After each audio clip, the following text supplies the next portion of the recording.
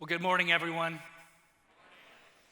It's a real honor for me to be here. Thank you for showing up and listening to me at this workshop. Over the past few years, I have dabbled in collecting vinyl records. Are there any vinyl record fans here? Yeah. LPs, they call them, the big platter things that you put on and a little needle goes. It's amazing technology. Well, recently I found that I needed to upgrade my turntable. And so I purchased a system with stereo speakers. So now I've got a speaker on the left and a speaker on the right, and the sound is so rich and warm and inviting. It's been a terrific upgrade to my study.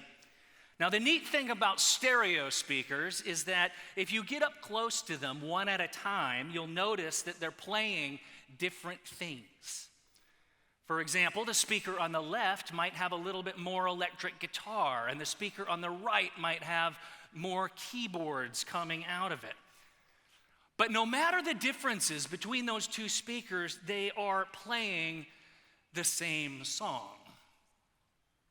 My talk today is entitled Sirens in Stereo, and that's what I mean by stereo. In our particularly fraught and polarized society, it can feel as though we are constantly assaulted by competing messages, marketing, ideologies from two opposing directions, from the left and from the right. And sirens is not a reference to the blaring noise you hear from an emergency vehicle. A siren is a creature in Greek mythology, made most famous by Homer in the Odyssey. You might remember Odysseus and his men sail past an island where sirens, creatures with unimaginably beautiful voices, sing to entice sailors to shipwreck and die. Odysseus has his men, of course, stuff beeswax into their ears so that they can't hear the sound of the sirens, but he wants to go without ear protection. So he has them tie him to the mast, and he tells them, when we sail past, don't untie me no matter what I say. He wanted to hear the sirens. So this is all a metaphor then, by which I mean our contemporary culture wars are increasingly sirens in stereo. Alluring voices from opposite directions entice us to embrace worldviews and ideologies that will ultimately leave us shipwrecked. From the left, as you've just heard, the challenge ought to be familiar enough. An ascendant cultural Marxism that views traditions, historic norms, long-standing institutions as toxic enablers and perpetuators of injustice that must be razed to the ground so that a new age of peace and harmony can emerge from the ashes. The siren song from the other direction might be more unfamiliar to you. A number of reactionary movements have emerged on the right that seem to sing a different tune. In fact, they seem to sing an opposite tune. Whatever the other side is for, we are against. But on a closer listen, we shall discover, much as you might with a stereo system, that they are actually playing the same song. They too wish to tear down traditions, norms, and institutions so that their version of utopia might emerge. Now, I'm not just talking about politics. Politics is downstream from culture, as the saying goes. And I am much more interested in the cultural background, or the soil. That is, the worldviews, the ideas, ethics, the social aims that eventually finds expression in partisan politics and public theology. What I'm really talking about is religion. The Sirens, you see, have religious convictions and aims that eventually find expression in particular political stances. But I'm getting ahead of myself and I am assuming too much. If my metaphor of sirens in stereo is to hold, it stands to reason that there must be a middle somewhere. What's in the middle? Odysseus had a ship to protect from the siren song. What am I trying to protect or preserve? In other words, if two opposite extremes are squeezing or pressing in on something, what is that thing? That thing is liberalism. Now, when I was growing up, liberal was the word that we used to describe someone who is now today called a progressive. That's not the kind of liberalism I'm talking about. What I mean is something more generally called classical liberalism, which has, in fact, much more in common with historic American conservatism than it does progressivism. Classical liberalism is notoriously difficult to define. Understood in its broadest scope, it is the political system of ordered liberty that has prevailed in the Western world for the past 300 years.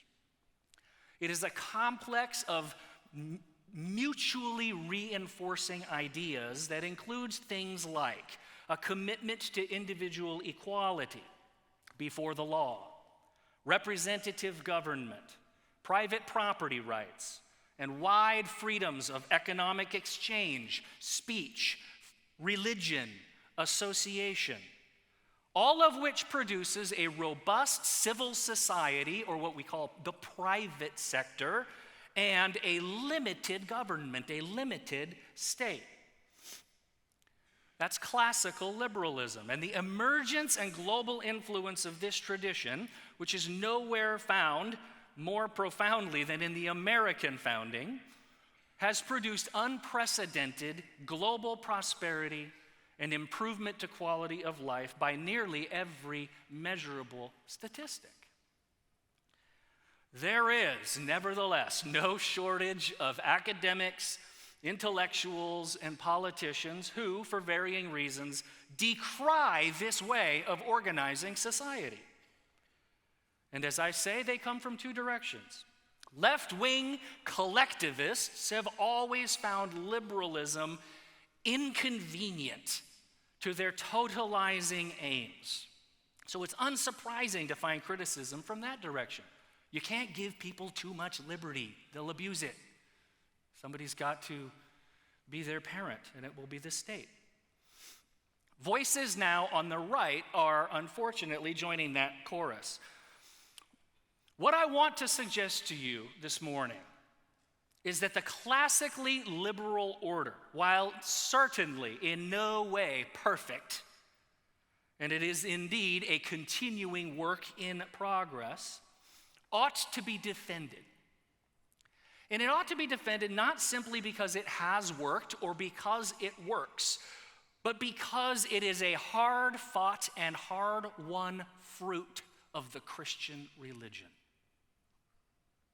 The time allotted me does not give room for a full treatment, but I want you to consider historian Tom Holland's recent critically acclaimed book, Dominion. In that book, Tom Holland, a wonderful historian, he argues that our notions of individual liberty, freedom of conscience, equality under the law, the idea that every human being has dignity, and many other things besides, they are all provided specifically and exclusively by Christianity. All of those notions of human rights and equality before the law, did not exist in antiquity. It was the advent of Jesus Christ that brought about this great revolution in humanity's understanding of itself and of the world. Well, Tom Holland is not alone in noticing this. In 1933, Westminster Theological Seminary founder J. Gresham Machen was alarmed by the blatant and extreme attack on civil and religious liberty represented by Russian communism and Italian fascism. More worrisome for him, however, was that these totalitarian impulses were being found right here at home. He lamented what he called the machine, the relentless growth of the paternal state, the centralization of power, bureaucratic standardization of everything and control, the tyranny of the expert.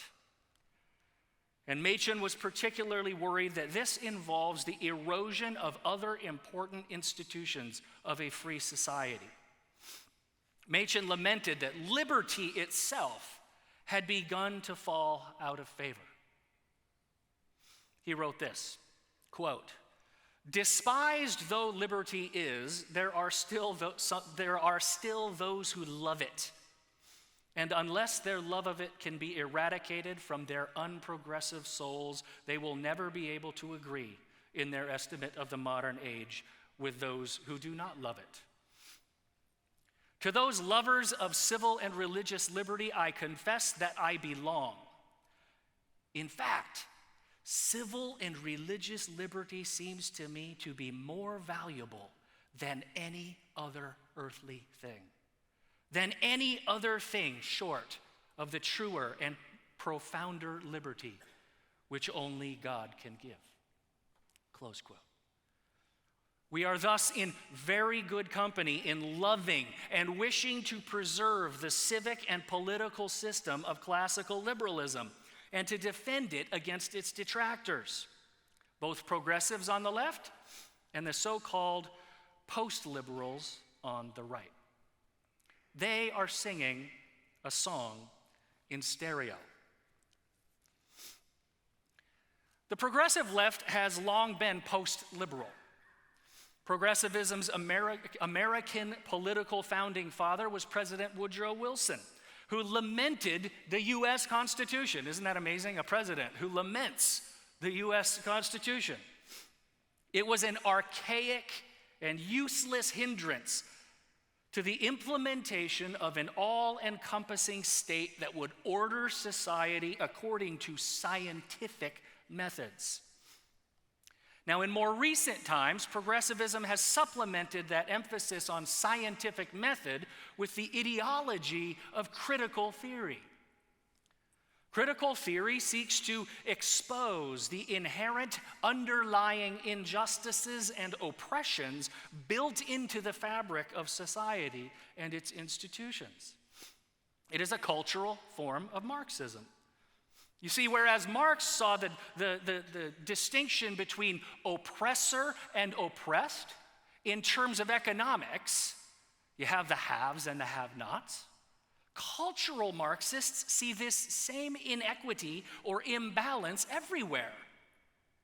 Race, sex, gender, sexual orientation. Critical theory seeks to expose and break down the social constructions that prevent the full equality and self-expression of these minority groups.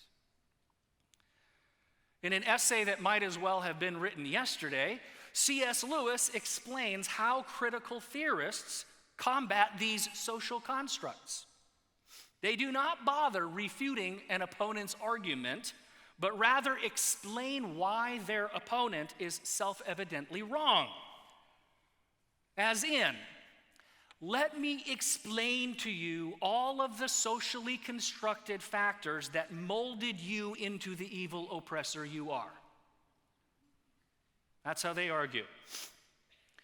Lewis called this the fallacy of bulverism, and you hear it constantly in these common maneuvers. You only say that because you are a capitalist pig. You only say that because you are white, male, cisgender, heterosexual, fundamentalist, bigot, and so on. Lewis sharply observed, quote, "Now this is obviously great fun, but it has not always been noticed that there is a bill to pay for it. There are two questions to be asked to people who say this kind of thing. The first is, are all thoughts tainted at the source, or only some? The second is, does the taint invalidate the tainted thought in the sense of making it untrue or not? If they say that all thoughts are tainted, in other words, because you're a capitalist, your thoughts are tainted, or because you're white, your thoughts are tainted. If they say that all thoughts are thus tainted, then, of course, we must remind them that Marxism is as much a system of thought as Christian theology or philosophical idealism. The Freudian or the Marxian are in the same boat with all the rest of us and cannot criticize us from the outside. They have sawn off the branch they are sitting on. If, on the other hand, they say that the taint need not invalidate their thinking, then neither need it invalidate ours, in which case they have saved their own branch, but saved also ours along with it. It's impeccable logic. But I don't think that C.S. Lewis, with all due respect, quite appreciated just how serious critical theorists are. You see, they exempt themselves from this logic. Nowadays, they dismiss logic itself as an artifact of white supremacy. More important than that, Lewis failed to grasp that these people do not view themselves as being in the same boat with the rest of humanity. They are Gnostics. It's an ancient heresy of the 2nd century. They are Gnostics in the full sense of the word, gnosis. The Greek word just means knowledge. Gnostics are knowing ones, those who have secret knowledge. These knowing ones are initiated into the secrets of the cosmos and the souls of men. They have the secret insight, the vision, and the techniques to tear down the order of reality and to bring into existence the parousia, the coming, the arrival of a new utopian paradise. Gnosis, or secret knowledge, is the key to achieving this. And it is no accident that in our day, these practitioners call themselves woke. Woke. They've been enlightened. They are self-appointed, God-like emissaries, liberators of the elect, judge, jury, and executioner of the reprobate. In the case of Marx's own political program, I mean that literally. As a matter of historical record, gulags, firing squads, and mass starvation are the fruits of this rotten tree. It's a religion. You see, they have a theology, even the atheistic version found in communism. As Nietzsche observed, once God is dead, we replace him. We ourselves become the divine. We are all united as part of the divine spirit animating all things. There's no transcendent God who created, orders, governs, and judges the world, and thus man becomes, in the words of Protagoras, the measure of all things. Man becomes God. They have an anthropology. They have a doctrine of man. And it is this: there is no fixed human nature. Since, as our own gods, we self-create who we are. Our sex, our gender, our species, you name it. The only thing truly fixed are obviously false platitudes that we are all born good and hate must be taught. They have a doctrine of sin. Sin is something purely external. You see, we act in bad ways because of something outside of ourselves. It might be our upbringing, it might be our environment, our circumstances, but mostly because our entire society is structured by oppression. The man is keeping you down. You bear no personal responsibility. They also have a doctrine of salvation. If we are awakened or awoken, or if we are born again to see the structures of oppression, invariably associated, by the way, with the institutions and moral norms of Western Judeo-Christian civilization. And in this woke state, we jackhammer all the way through the foundations, seeking to level all hierarchies, because all hierarchies are inherently unfair. If we abolish private property and redistribute all the resources, then all poverty and suffering will end, and we can all live blissfully in an eternal Burning Man festival. It's the doctrine of salvation. I don't think Burning Man sounds like heaven, but they also have an ecclesiology. They have a doctrine of the church. Did you know that? Heretics must be canceled. They must be punished and hounded out of the community.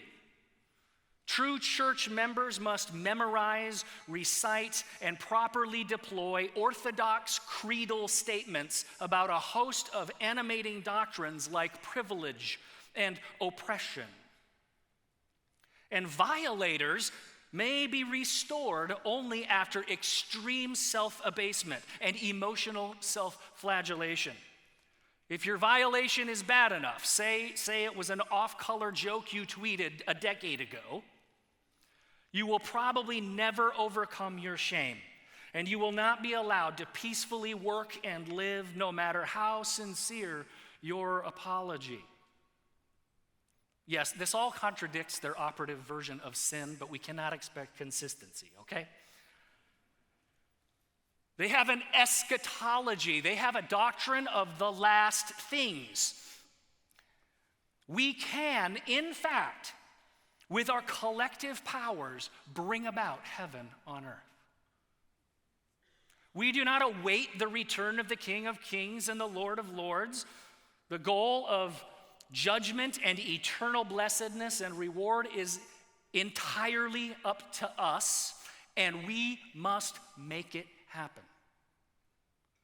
Revolutionaries generally add, at least implicitly, Malcolm X's phrase, "We must make it happen by any means necessary." And the past century or so has witnessed the murder of approximately 100 million people and counting at the hands of people entranced by the Marxist religion. That's what it is. It's a competing religion. But there are also self-styled conservatives who also think the American founding was a mistake. And that those like me who defend and champion classical liberalism are naive. We are outdated relics of the past. These are post-liberals. And by that, they do not mean that they are just opposed to progressives. They mean that they are ideologically and psychologically beyond post-classical liberalism. They believe that the basic principle that government exists to protect natural, intrinsic, God-given rights, that is, to protect individual liberty in an ordered space in which one might pursue happiness or blessing or flourishing, they believe this is mistaken. For them, government exists to define and shepherd society toward a single common good. It does not just protect the liberty of people to pursue some desired end. It protects liberty only insofar as it is used toward the end of which government approves. The government first dictates what happiness and blessing and flourishing are, and then protects your right to pursue that happiness, blessedness, and flourishing, provided you have the requisite stamps on your government paperwork, so to speak. The government is here to help protect you from your depraved self and to help you become the best version of you. Now, if this sounds like a very strange brand of conservatism, it should. Usually, it is progressives who are intolerant of all the structural barriers to ushering in their vision of the common good. Their fantastical utopia of total equality or equity, where the government provides for every need from the cradle to the grave, and nobody has to suffer the indignity of being referred to by a pronoun they haven't themselves invented. See, progressives don't like the fact that our system doesn't allow small majorities to lord it over minorities. And that's why they say things like the Electoral College must go away. We can no longer have a Senate filibuster. We must expand the Supreme Court. You see, we have to get these impediments out of the way so that we can use government coercion to usher in our vision of the common good. To reward our progressive friends and organizations and corporations who are committed to right think, and to punish and hound out of polite society our bigoted enemies. The people cannot be allowed the liberty to define what is good because the people do not know what is good for them. They need the state with its wise central planners and philosopher kings to perfect their natures. Now, it may sound different coming out of the right-hand speaker, but post-liberals are playing the same song.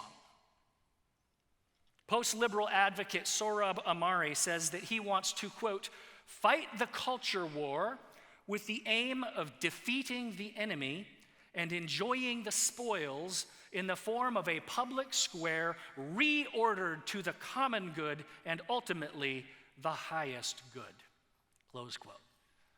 He has a gleaming utopian vision too, you see. A senior editor for an extremely popular right-wing website wrote the following, quote, the government will have to become, in the hands of conservatives, an instrument of renewal in American life, and in some cases, a blunt instrument indeed. Blunt instrument means a vast expansion of government power and coercion. He then considers, quote, to those who worry that power corrupts, and that once the right seizes power, it too will be corrupted, they certainly have a point.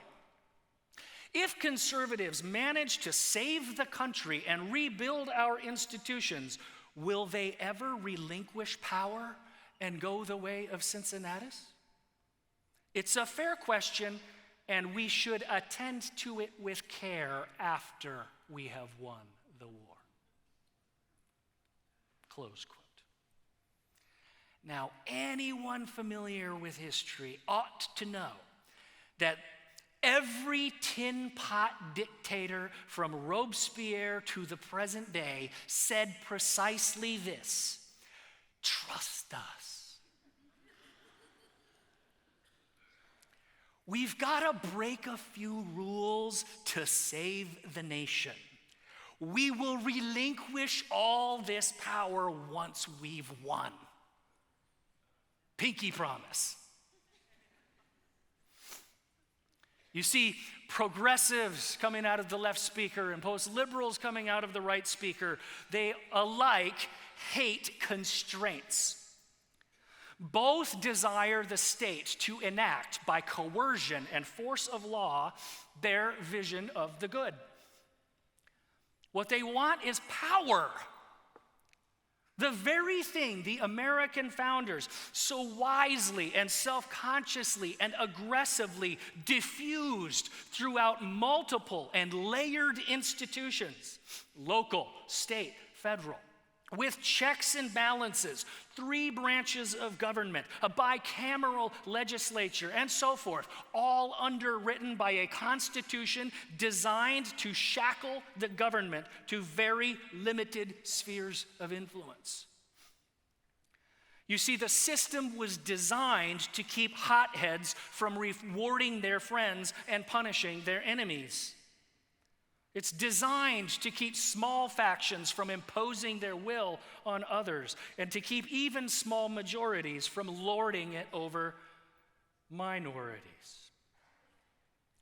And the ironic and extremely telling thing is that both progressives and post-liberals have convinced themselves that the American system of classical liberalism gives the other side an unfair advantage.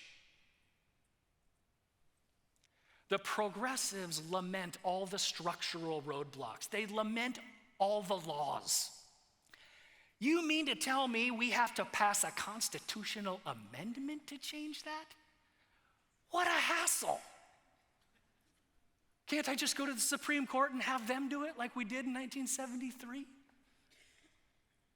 The post-liberals, on the other hand, lament liberty. They call it individual autonomy. They lament liberty because by means of that liberty, some people live badly, and they convince others to live badly. And it has in fact been by means of that liberty that the left has taken its astonishing and effective march through the institutions and have taken over our culture. You see, progressives think that law keeps them from winning. Post-liberals think that liberty keeps them from winning. And I happen to think that that speaks perfectly to just how amazing is the American experiment. It leaves all power-hungry narcissists unfulfilled. Progressives have always been unapologetic about their desire to tear down the thickets and hedges of constitutional law so as to wield unencumbered the levels of power. Conservatives have always unapologetically championed individual liberty and have cherished those thickets and hedges of protection. Like Mattson, they have always considered it more valuable than any other earthly thing. They have always recoiled at the idea of concentrated coercive power in the hands of a few. But apparently this is no longer true.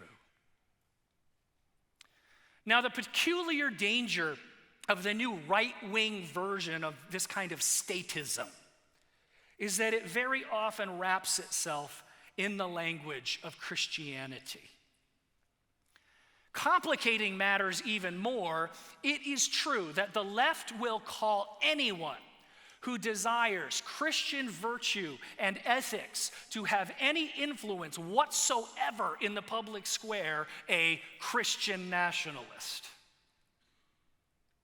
And one should rightly scoff at such convenient bad faith labeling. Not everyone who is pro-life or opposes the LGBTQ advocacy deserves such a sweeping label. At the same time, we should not be blind to the fact that there are people who are Christian nationalists in the sense described, seeking to bring about a Christian society by means of top-down government coercion. In the 19th and early 20th centuries, Abraham Kuyper and his brand of neo-Calvinists wrestled mightily with the question of how a nation with a variety of divergent views could coexist without the violence and bloodshed so historically common on the European continent.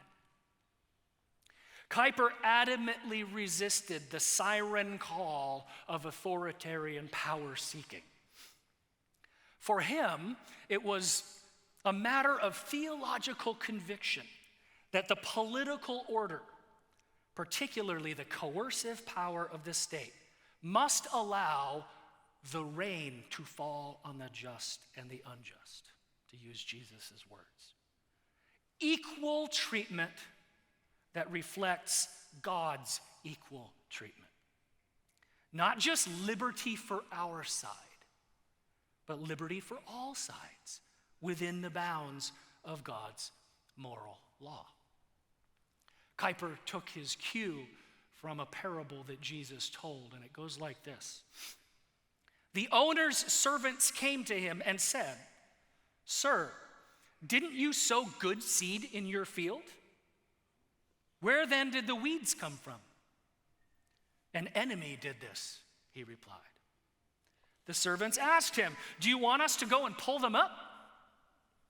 "No," he answered, "because while you are pulling the weeds, you may root up the wheat with them. Let both grow together until the harvest."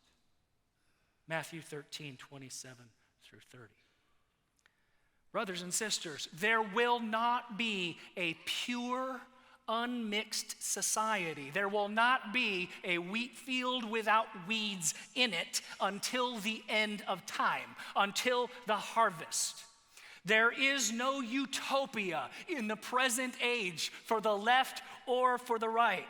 For Kuyper, God's will, the mandate of King Jesus himself, is a polity of freedom, tolerance, forbearance, an open public square where antagonists could build their own institutions and seek to persuade one another, equality under the law, freedom of religion, conscience, speech, and assembly.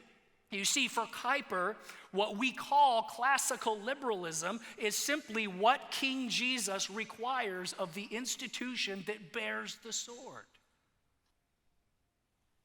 Oh, he heard all the objections, all the ones we hear on the lips of the post-liberals today.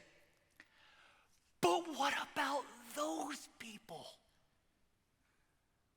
Don't you know how evil they are? They're abusing the rules. Whose side are you on? Kuyper knew that this commitment to a structurally pluralistic society would be unpopular. And he knew the dangers as well. But he didn't think that the dangers were any worse. No, he thought them far less worse than the dangers of totalitarianism and authoritarianism. Kuyper was more afraid of an unrestrained, coercive state than he was of kooky ideas. He thought kooky ideas, like, let me just use one that he couldn't possibly have imagined, like men can get pregnant. He thought that kooky ideas could be dealt with by way of free and unfettered public debate. Let the tares and the wheat show themselves and let the truth win out. Was he wrong? If he was wrong, it isn't obvious to me. But what if Christians are losing the public debate? What then? What if society seems dead set on careening down a path of decadence, debauchery, and wickedness? Isn't it time to break glass in case of emergency? By having the state define and enforce the common good, once we've taken over, that is. Presumably only then. If not the state, what will be the source of the morality and virtue necessary for the maintenance of our civic order? How shall the people as an aggregate both attain and maintain the kind of common worldview needed for societal peace and prosperity, if not at the behest and direction of the almighty state? The answer, as the American founders understood it, is the people themselves in what we call civil society. Cultural associations and institutions cultivated by free people to promote and maintain morality and virtue. Individual liberty from government coercion does not mean for a moment a lack of community and commonality and ties that bind. There are myriad institutions that shape and form human beings, and some of them are inescapable. The family, for example, nobody chooses those. You don't choose the family you're born into. But civil society encompasses so much more. The church is part of civil society. Civic organizations, philanthropic and charitable foundations, educational institutions like the one across the street, industry and trade organizations, the economic marketplace, arts and culture, and more. The whole warp and woof of social fabric is woven by the institutions of a free people. And in America, it is free associations that bear the burden of cultivating and inculcating human morality and virtue. We do not look to the state to provide this service. At least we're not supposed to. The modern public education system is a notable and influential aberration to this principle, and one we would do well to rethink. You see, we are ideally to be influenced, tempered, corrected, and shaped as moral persons by our families, by our churches, by our teachers and our professors, our friends, our neighbors, our colleagues and associates, even our beer buddies at the bar. The guys with badges and guns, they are at the very tail end of that line. And even then, their task is limited and constrained. Do not look to the state to make moral people. I admit that sometimes this reliance on civil society doesn't seem to be working. Immorality and vice is everywhere. One political party seeks to constantly enshrine this debauchery in law, to lord it over the other half of the country. We're a deeply divided people. We don't share a common vision or common values. We've been morally shaped by antagonistic worldviews. Whose fault is that? Is it our system of government? Is it our failure or hesitation or cowardice about wielding power? Hardly. Brothers and sisters, it's a failure of civil society. That is, it is a failure of ourselves and of our own cultural institutions. It isn't time to break glass in case of emergency. It is time to stop the finger pointing and take a good, hard look in the looking glass. The old adage that we get the government we deserve is an adage because it's true. We are free men and women in a free country. No one is stopping us from worshiping God and discipling others or planting churches by the thousands. No one is stopping us from proclaiming and teaching and persuading others about the truths of God. No one is stopping us from starting schools and colleges or universities or forming cultural or artistic guilds that shape and form people to love truth, goodness, and beauty. No one's stopping us from starting journalistic enterprises or media organizations. But we don't have to even be that grandiose. No one is stopping us from starting a neighborhood Bible study or hosting a backyard barbecue where we can talk to our neighbors. If it seems And I'm not by any means conceding this point. If it seems that an overwhelming majority of people in this country despise our morality and despise our virtues, is it not due to our own obvious failures? Our churches may have failed. Our schools, colleges, universities may have failed. Our think tanks may have failed. Our magazines, our journals, our websites, our podcasts, and our newsletters may have failed. Our persuasion may have failed. And it is just in that moment, confronted with our failure, that some of our intelligentsia, left and right, blame the classically liberal order itself and reach for the silver bullet or the strong man or the ring of power that will stem the tide, compensate for our cultural impotence, and enable us to wield the levers of government to reward our friends and punish our enemies. Illiberalism, the deep desire to deny to others the rights of conscience and belief and property that we ourselves enjoy, and to force them into conformity to our vision of the common good by way of coercive state power, is the last resort of people who have lost the culture by their own hand. Illiberalism is for cultural losers.